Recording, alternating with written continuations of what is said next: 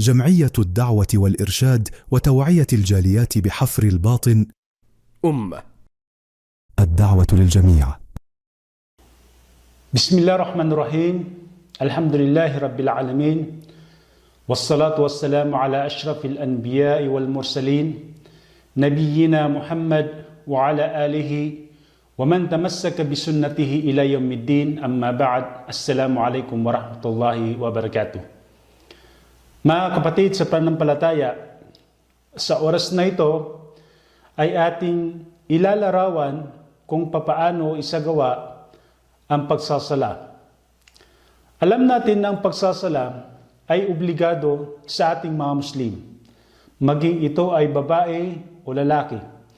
Kung ang isang Muslim ay nasa tamang edad at nasa tamang pag-iisip at may kakayahang isagawa ang pagsasala, ay nauobliga sa kanya ang pagsasala. Ang pagsasala ay mayroon tayong 5 obligadong sala sa loob ng isang araw. Ang mga sala na ito ay ang Salatul Fajr, Salatul Dhuhr, Salatul Asr, Salatul Maghrib, at Salatul Isha. At ang mga nabanggit nating sala ay mayroong binubuong raka'a. Ang Fajr ay binubuo ng 2 raka'a. Ang Dhuhr ay binubuo ng 4 na raka'a. Ang Asr ay binubuo ng 4 na raka'a. Ang Maghrib ay binubuo ng 3 raka'a.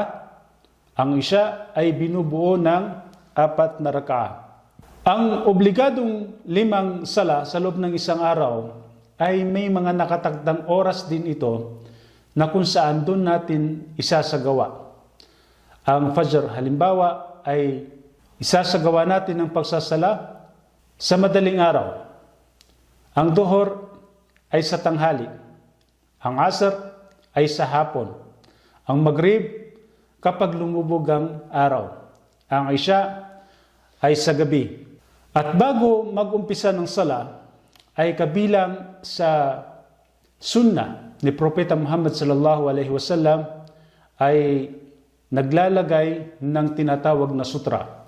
So hanggat maaari, bago tayo magsala ay maglagay tayo ng sutra o ito ay ang pangharang. Upang sa ganun ay hindi tayo nadadaanan ng mga tao. At ilalagay natin ito sa harapan na kung saan tayo nagsusujud. At pagkatapos ay hanapin natin ang qibla o ito ang ating direksyon kung saan tayo haharap kapag tayo ay magsasala. Ang qibla, ito ay ang Kaaba. Yan ang qibla natin. Ang Kaaba ay nasa Masjidil Haram sa Makkatul Mukarramah. At kapag nahanap natin ang qibla, tumindig tayo ng tuwid at iharap natin ang ating buong katawan na walang paglilihis doon sa qibla. At pagkatapos, habang nakatayo, ay magkaroon ng niya o layunin kung ano ang isasagawang sala. Ito ba ay Fajr o Dhuhr o di kaya ay Asr o di kaya Maghrib o di kaya ay Isha. At pagkatapos magkaroon ng niya ay magsagawa ng Takbiratul Ihram. Bigkasin ng Allahu Akbar habang itinataas ng kamay ng pantay sa balikat o tainga ng mga kamay. So, itataas natin ang ating kamay, ito ang Takbiratul Ihram. Tatas natin ang ating 2 kamay, maaaring sa tapat ng ating balikat at maaari naman sa ating tainga. At sasabihin natin yung Allahu Akbar at pagkatapos ay ilalagay natin ang ating kamay sa dibdib. Ang ating kanan kamay ay nasa ibabaw at ang kaliwang kamay naman ay nasa ilalim. At kapag nag-umpisa na tayo, kapag nakapag-start na tayo sa Takbiratul Ihram, ay hindi na maaaring palingon-lingon pa tayo. Ang ating tinitingnan, ang ating mata natin ay tumitingin doon sa kung saan tumatama ang ating noo. So doon tayo nakatingin. So habang nakaganito, ay bigkasin ang tinatawag na dua istiftah, Subhanakallahumma wa bihamdika, wa tabarakasmuka, wa ta'ala jadduk, wala ilaha ghayruk. At pagkatapos isunod ang isti'ada. A'udhu billahi minash shaitanir rajim. At pagkatapos, isunod ang Suratul Fatiha. Bismillahirrahmanirrahim. Alhamdulillahi Rabbil Alamin. Ar-Rahmanir-Rahim.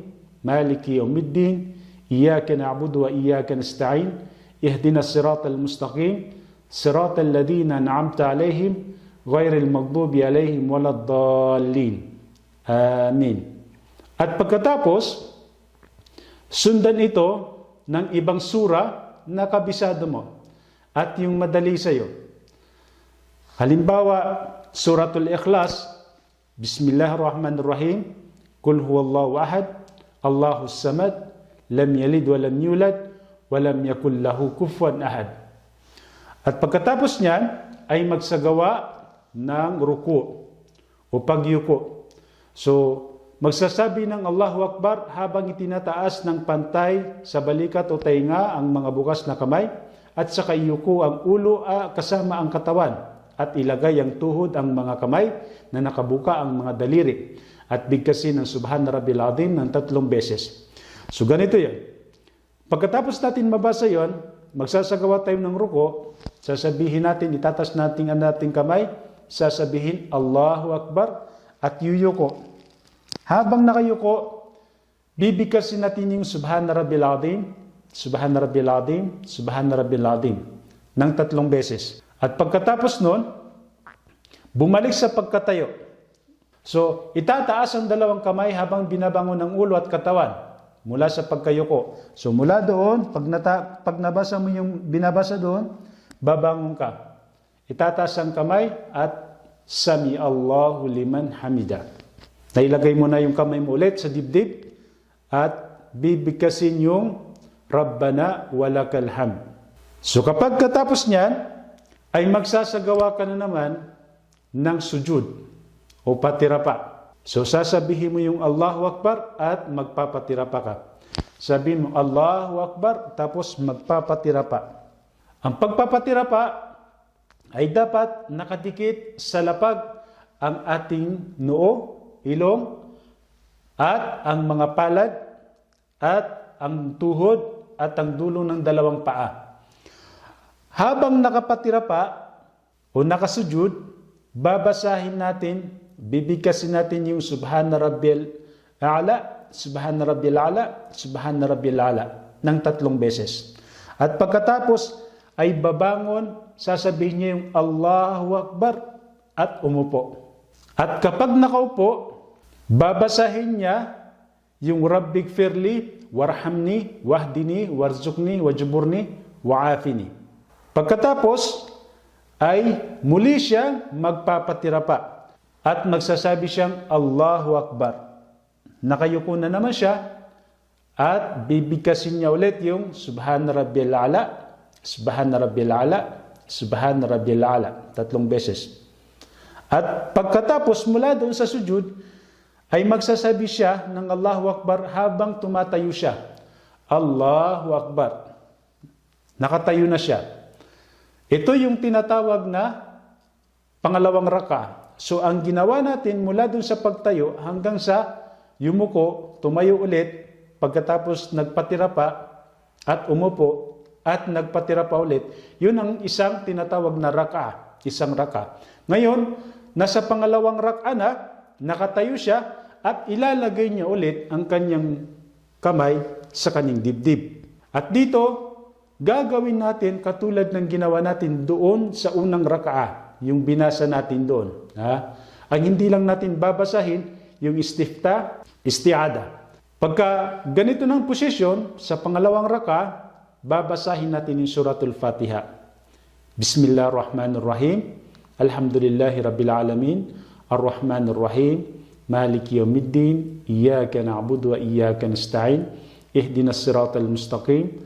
Siratal ladzina an'amta 'alaihim ghairil maghdubi 'alaihim waladdallin. Amin. Pagkatapos ay sundan ito ng ibang sura. Pagkatapos ng ibang sura ay magsagawa tayo ulit ng ruko o yuko. So, itataas ang ating kamay, Allahu Akbar, at yuyuko. Bibigkasin niya ulit yung Subhana Rabbil Azim, Subhana Rabbiyal Azim, Subhana Rabbiyal Azim. 3 beses. Habang nakayuko, babangon siya, tatas niyang kanyang kamay, sasabihin niya, Sami Allahu liman hamida. Ilagay niya ulit ang kanyang kamay sa dibdib at bibigkasin niya, Rabbana walakal hamd. At pagkatapos, sasabihin niya yung Allahu Akbar at magpapatira pa, Allahu Akbar. At bibigkasin niya yung Subhana Rabbiyal A'la, Subhana Rabbiyal A'la, Subhana Rabbiyal A'la. At pagkatapos, sasabihin niya Allahu Akbar at uupo. Pag nakaupo na naman, babasahin na naman niya yung binabasa dito, Rabbighfirli warhamni wahdini warzuqni wajburni wa'afini. At pagkatapos ay sujud ulit, Allahu Akbar, at babasahin niya yung Subhana Rabbiyal A'la, Subhana Rabbiyal A'la, Subhana Rabbiyal A'la. At pagkatapos, uupo siya. Ito yung pangalawang rakaat. Uupo. At dito sa pag-upo niya, uupo siya sa tinatawag na iftirash.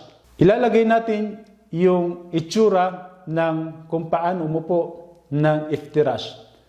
At dito sa pag-upo niya, habang nakaupo siya ng iftirash, pangalawang rakaat na to, ay magtuturo siya. Ituturo niya ang kanyang kanan kamay. At dito, babasahin niya yung tasyahud. Kaya itong sa pangalawang rakaat, tinatawag natin itong unang tasyahud. So babasahin niya yung unang tasyahud habang siya ay nakaturo ang kanyang daliri, itong kanan kamay. Bibigkasin niya yung at-tahiyatu lillah, wassalawat, wattayyibat, assalamu alayka ayyuhan nabiyyu wa rahmatullahi wa barakatuh. Assalamu alayna wa ala ibadillahi salihin. Asyhadu an la ilaha illallah wa asyhadu anna Muhammadan abduhu wa rasuluh. Pagkatapos niyan, lalagyan niya ang kanyang kamay ulit at tatayo siya. Sasabihin niya yung Allahu Akbar. At itatas niya ang kanyang kamay at ilalagay niya sa kanyang dibdib. Allahu Akbar. At dito, pangatlong rak'ah na tayo. So habang nakaposisyon siya ng ganito, bibigkasin niya yung suratul Fatiha. Bismillahirrahmanirrahim. Alhamdulillahi Rabbil Alamin. Ar-Rahmanirrahim. Maliki yawmiddin. Iyaka na'budu wa iyaka nasta'in. Ihdinas siratal mustaqim. Siratal ladzina an'amta 'alaihim ghairil maghdubi 'alaihim waladdallin. Amin. So pagkatapos ng Fatiha, kahit hindi na magbasa ng ibang sura, yung Fatiha lang, dahil pangatlong rak'ah na.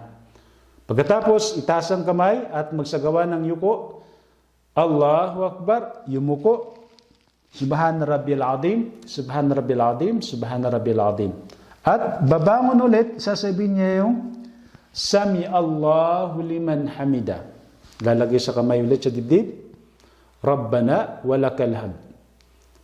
At magpapatira pa na naman, Allahu Akbar, magpatira pa, Subhana Rabbiyal A'la, Subhana Rabbiyal A'la, Subhana Rabbiyal A'la.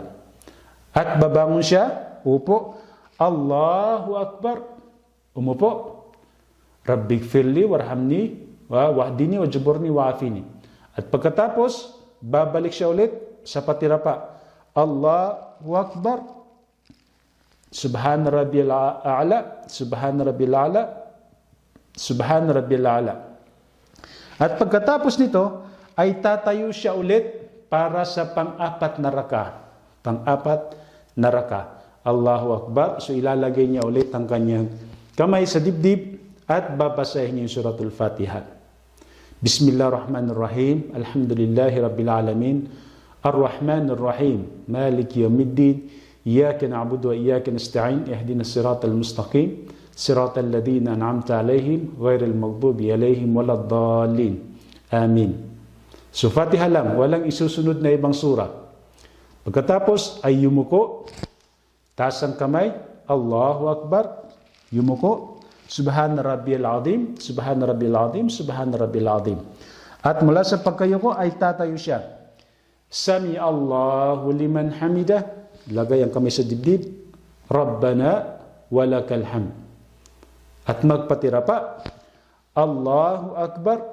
Habang nakapatira pa, Subhana Rabbil Ala, Subhana Rabbil Ala, Subhana Rabbil Ala. At uupo siya, Allahu Akbar, umupo. Rabbighfirli warhamni wahdini wajburni wa'afini warzuqni. At patira pa ulit siya, Allahu Akbar, Subhana Rabbil Ala, Subhana Rabbil Ala, Subhana Rabbil Ala. At uupo na naman siya, Allahu Akbar. Ito na yung pangalawang tasyahud. Upo siya. Ang pag-upo niya ay uupo siya sa pag-upong tinatawag na tawarruk. Ang tawarruk ay nakatuhod, ang kanang paa nakalabas at maaaring nakaupo sa lapag. So ilalagay natin ng larawan ang tinatawag na tawarruk. Habang nakaupo siya ng tinatawag na tawarruk, ay magtatasyahud siya. Ituturo niya ang kanyang kamay, ang kanyang hintuturo. So habang nakaturo siya, babasahin niya yung unang tasyahud. At-tahiyatu lillah, wassalawat, wattayyibat, assalamu alayka ayuhan nabi wa rahmatullahi wa barakatuh. Assalamu alayna wa ala ibadillahi salihin. Asyhadu an la ilaha illallah wa asyhadu anna Muhammadan abduhu wa rasuluh. At isusunod niya yung pangalawang tasyahud.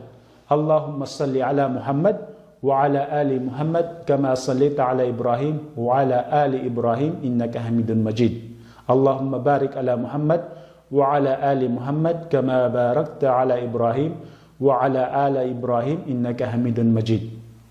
At pagkatapos, maaring dugtungan niya ng dua. Katulad halimbawa, Allahumma a'inni ala dhikrika wa syukrika wa husni ibadatik.